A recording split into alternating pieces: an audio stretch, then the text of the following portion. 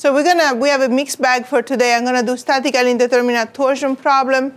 We're going to do some clarifications on the quiz and GIP effective kind of concepts, some things on this integrated distributed loads, and some things on designing in torsion.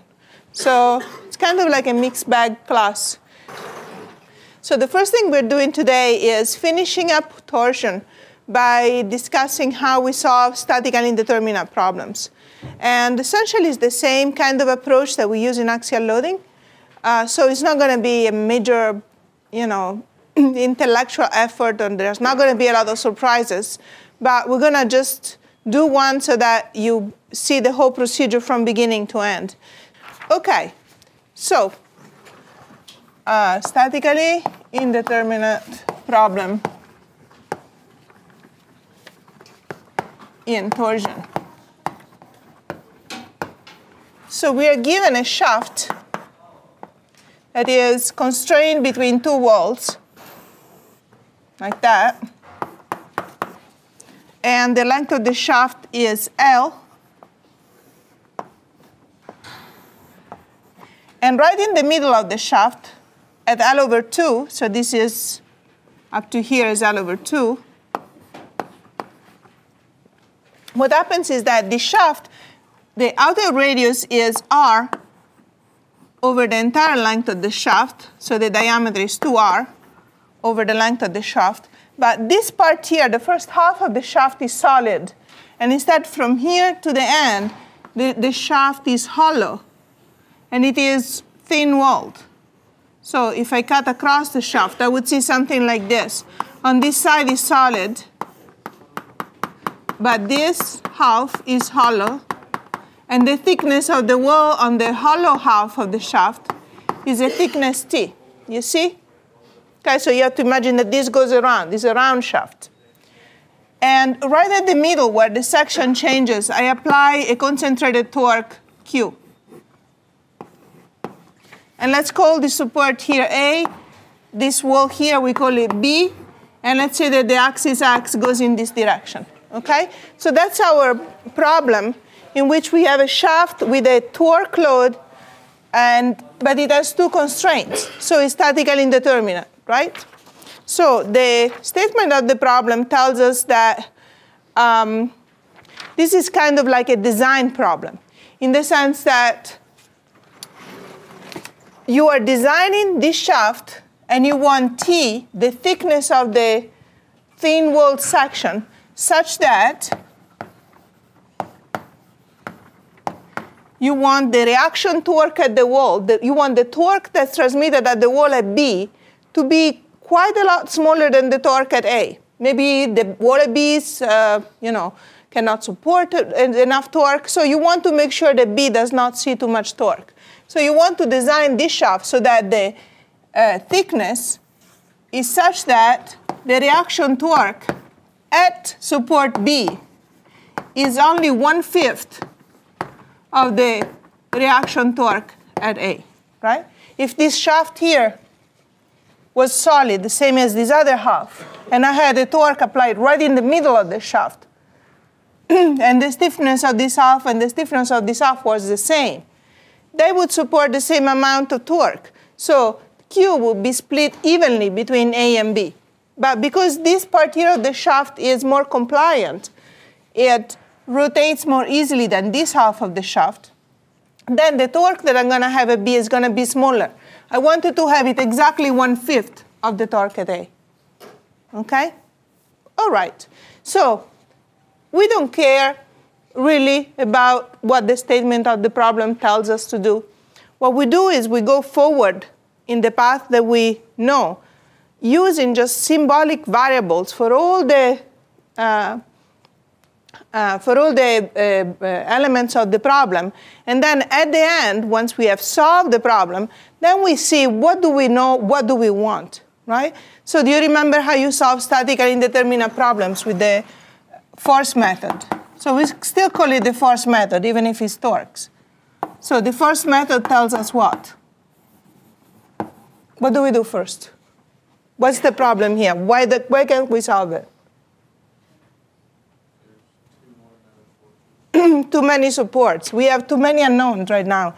We have essentially one equilibrium equation in torques x with this respect to this load Q, and we have two unknowns. We have the support torque at A and the torque at B. So the first thing that we do is we do what? We get rid of a redundant support, right? So we remove a redundant support and we replace it with the redundant reaction at the support. Say that I get rid of this support here so that I make my statically determinate equivalent problem. So I get rid of that support. So now my shaft looks like this and is solid up to L/2, is thin-walled from here to here. Here I have Q. And because I got rid of the wall, I cannot just get rid of the wall and forget about the fact that there was a wall. Where the wall was, there was a concentrated torque at B that was given by the wall. So we can remove the redundant support, but we need to replace it with the redundant reaction, TXB. Okay? That's what we were doing in axial loading, statically indeterminate problem 2. So now this problem is statically determinate. That means we can solve it. So we can solve the statically determinate problem. And what do we do after we solve the statically determinate problem? What are we after when we solve the statically determinate problem? Who do we want to find? What were we finding when we were doing axial loading? What were we finding? We're finding the displacement at the wall, and then by imposing the displacement to be 0, we were finding the redundant reaction, right? So we're going to do the same. We're going to solve this statically determinate problem. We're going to find the rotation now, because this is torsion, so it's not displacement anymore. We're going to find the rotation at the redundant support. So that would be phi of L in this case. And then we're going to impose that phi of L must be 0. Yes? So when we were doing this for axial loading, we never had a condition like TX, like RxB equals 1/5 RxA. Is that just special? It's a special. This happens to be the problem. I could have, no, we do not need it. Instead of doing that, I could tell you, find T. This is just a specific design constraint. I could have told you, find the thickness so that the stress here is 15 Pascal, or MPa maybe. Or I could have told you, find that thickness so that the rotation angle of this half of the shaft is 3 degrees.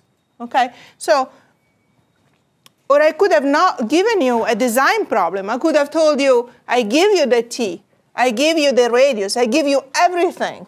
Give me the rotation at the midsection. Okay? So, the method that I'm showing you applies to any kind of statement for the problem. The specific statement that we are solving for is this one, but the method is the same. And then after you're at the end, after you solve the statically indeterminate problem, then the way you use your solution to find your unknown depends on what you know and what you do not know. But the method is like you go forward with this approach. Okay? Are we okay? So nothing is special about this particular constraint. Okay, it just happens to be the design constraint we're designing for. Okay, go ahead. Hollow is TXB just like in a free body diagram, is like in air or like? No, I'm sorry.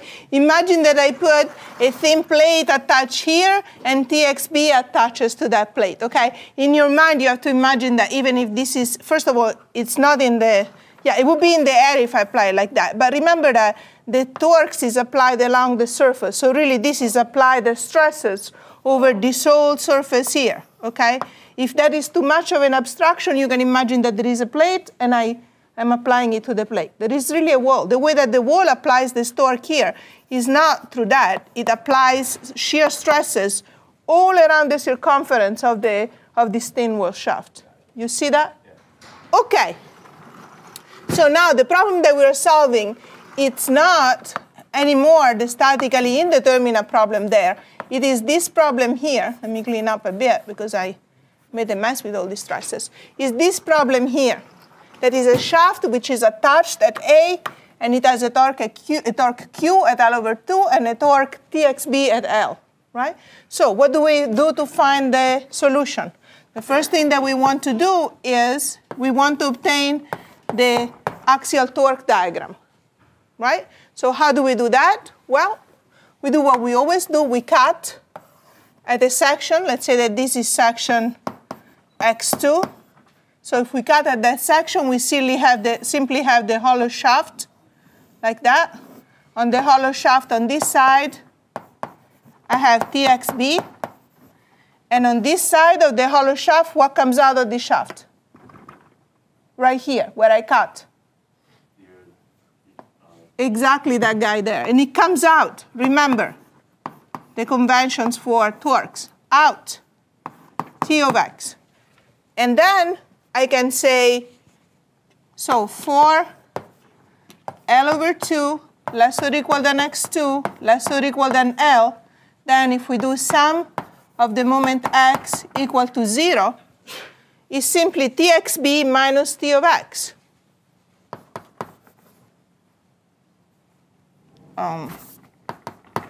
T of x plus TXB. That's it. That's all the equilibrium we need. If now we take the same shaft and we cut it instead before L over 2, so we cut it in the solid part of the shaft. Oops. This is L over 2. So if we cut it on the left side of Q, so that we see Q now in our free body diagram, out of this comes still TXB. And out of this, if where we cut here is x1, out of this section comes T at x1, right? So now we do the free body diagram of a chunk that we obtained by cutting on that side of the load. So when we do the free body diagram for that, if we have for 0 less or equal than x1 less or equal than L, then we get that the sum moment x equals 0 has minus T of x, but it has also Q in addition to TXB. So that's really easy to solve. So from out of these two things, we find that our T of x is equal to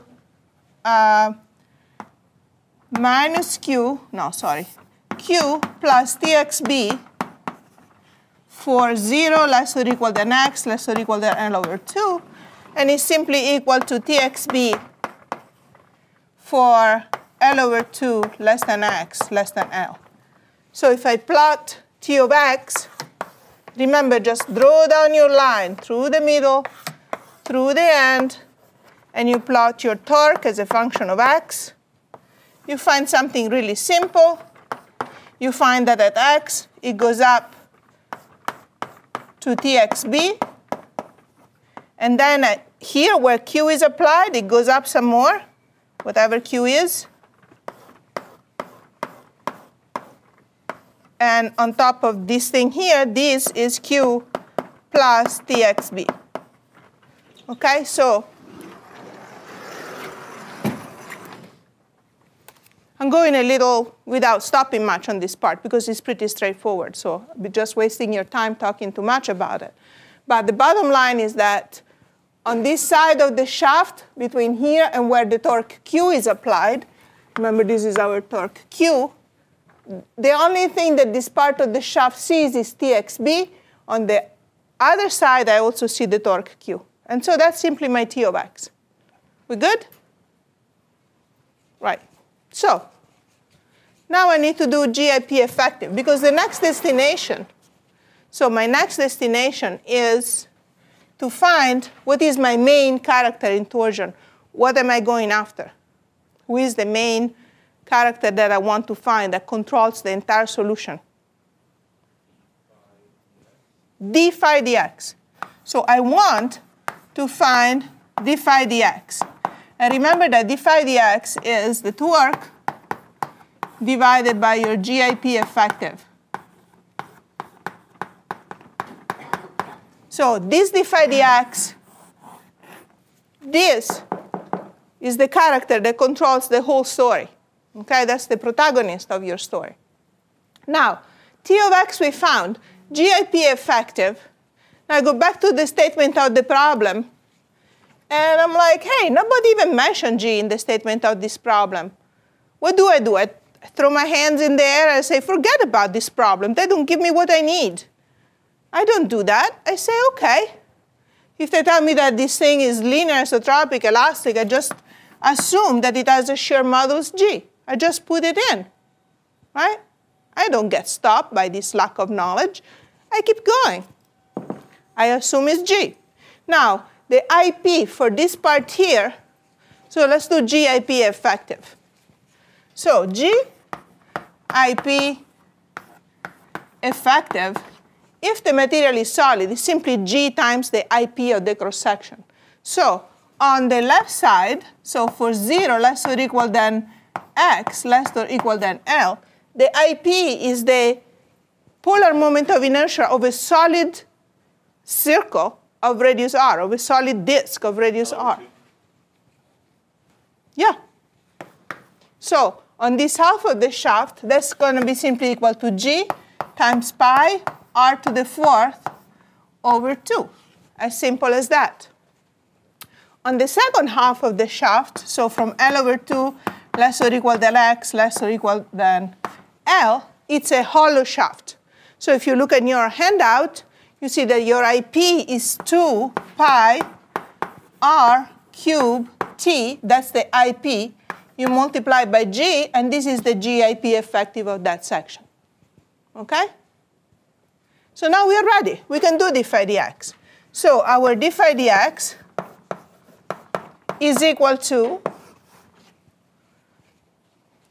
this torque divided by that GIP. So it's going to be equal to Q plus TXB over pi r to the 4th times G, and then the factor of 2, I can bring it on top.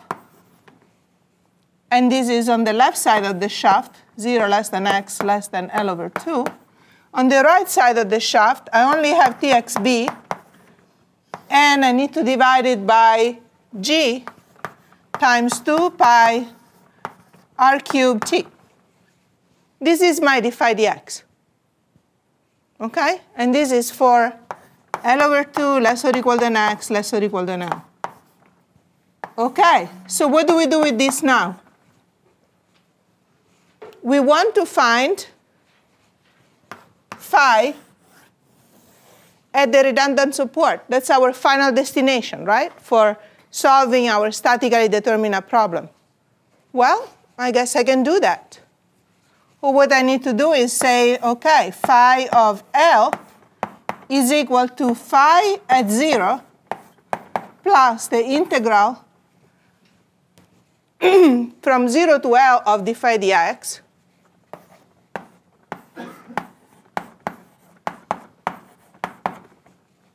and that's it, right? Simple enough. Now, when I do this integral, so first of all, phi at 0 is how much? 0 because it's a wall. Now, this thing here, I have to be careful because I'm integrating d phi dx from this end, walking all the way to L, right? And d phi dx is not the same. So I need to split this integral from 0 to L into an integral from 0 to L over 2 and another integral from L over 2 to L. So my phi of L is going to be equal to the integral from 0 to L over 2 of this stuff here, 2q plus txb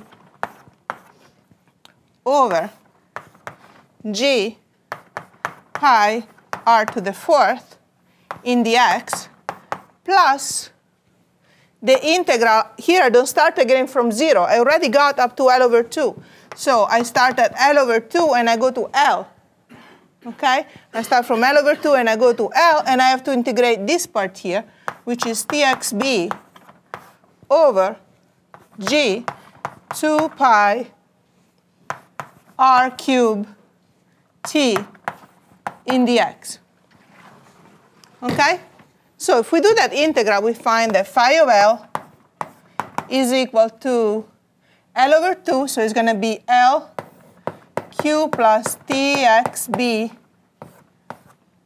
over G pi r to the 4th plus L over 2 times that, so it's L Txb over 4 G pi r cubed T. So this is my solution to the statically determinate problem. That's the end of my use for my statically determinate problem. Because now I say, OK, that's the solution to this. This tells me how much rotation I would have at this end because of this load given this shaft attached only at A. Now I say, wait a second, the problem I'm interested in is this one. And in this one, this end of the shaft cannot rotate as much as it wants. It's stuck. It's stuck at the wall at B. So here is where I impose my compatibility constraint, and I say this one cannot be anything it wants. It must be 0. OK? Fantastic. So if this must be 0, then if I start doing some 4, I get 4 that multiplies Q plus Txb times T plus Txb times R must be equal to 0. So I can cancel out all the common things, G, pi, R cubed. I'm left with an R here. I'm left with a T here. I do the common denominator. This is 4T. I multiply this by 4T. And I multiply this by R. And I get that equation over here. So out of this, I find that my Txb must be equal to minus Q times, what is that? 4T times R, times 4T divided by 4T plus R. Is that right? It looks right. I have my safety net here. Minus Q, 4T plus R. OK. So now I have Txb. I have Txb in terms of the load and the geometry of the shaft. Notice that G does not even enter into this equation. That's why they didn't give it to us. Because G does not affect things, because everything is homogeneous. So the relative reactions at the wall depends only on the geometry of the shaft, because the material is the same on both sides. The negative Q, 4T, yes. 4T, yes. This is a T. Negative Q, 4T plus R. Now, if Txb gives me this, if the reaction at B is this, how much is the reaction at A? What is Txa? Remember that together, Txb and Txa must balance Q, right? So together, Txb and Txa must balance this Q, right? So if you do the free body diagram of the shaft, and you put Txa and Txb, the sum of these two must be equal to minus Q. So this one, to sum to minus Q, must be minus Q times R divided by 4T plus R. So that when I sum them together, I get 4T from this, R from that, and I get 4T plus R over 4T plus R, which is 1. Right? We good? But you Or what I'm saying is that Txb plus Txa must be equal to minus Q. You get this by simply putting the shaft in equilibrium. And you have Txb on this side. You have Txa on this side. And together, to make that sum to 0, they must sum to minus Q, right? So if I do minus Q, subtracted this, I find that, which is Txa. Okay? So now is the point in which I go back and I see what was I asking to do? What was I asked to do? What was my destination? My destination was to make sure that Txb was not too big. We want 2xb equal to 1/5 of Txa. So if I do Txb divided by Txa, I find that, so the constraint that Txb over Txa is equal to 1/5. This means that for T over R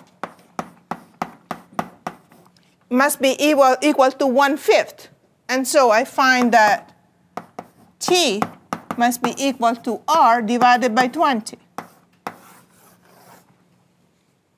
Right? Just algebra. So after I solve my whole problem, I find that the thickness of the hollow part of the tube must be 1/20 of the radius of the solid part in order for this constraint, this design constraint, to be satisfied. Okay? So that is my solution. But if I wanted more, I can do more now. Because if I put T equal R over 20 in this equation here, I can find my Txb, right? And I can find my Txb from that as well. So if I put my value of T, R equal 20 in this equation, I can find my Txb. After I find my Txb, I can go back in all these equations. Notice that in all these equations, I have d phi dx in terms of Txb and thickness of the wall. I have all the d phi dx over the entire length of the shaft. From that, I can find the shear strain. I can find the stresses. I can find anything I want. So once in a statically indeterminate problem, you find the redundant support, the redundant reaction at the support, you have solved the problem. It's just back substituting from now on. Okay? We okay? All right. So you have some examples and a homework, which are statically indeterminate torsion problems. So you're going to do some application of this, and you should be okay. All right. So yes, of course. Let me put this up so that you have it. We good? Do you have any questions on this part here? We good? Okay. All right. So now for the rest of the class, we're going to talk about some issues that came up in your quizzes and I think may affect the success of going forward doing torsion and bending. And this has to do with the notion of GIP effective and EA effective in axial loading. So I want to clarify a few points. We're going to talk a little bit about how you deal with distributed loads. And we're going to talk a little bit about designing shafts in torsion. And then at the end, if I have time, I will tell you why I brought these little green doodads to class. I hope you have one of the green doodads, because that may keep you awake when I can not succeed in that. Okay.